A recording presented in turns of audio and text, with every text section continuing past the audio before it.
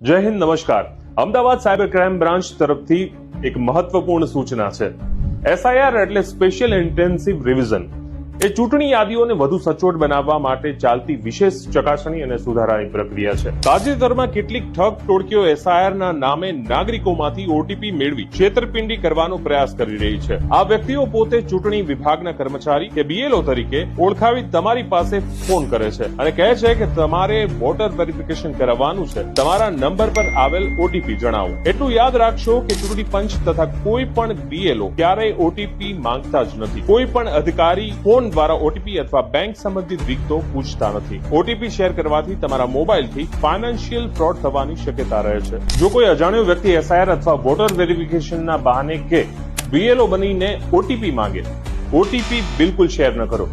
Call તરત જ બંધ કરો અને ઘટનાની જાણ 1930 સાયબર હેલ્પલાઇન અથવા www.cybercrime.gov.in પર તાત્કાલિક કરો.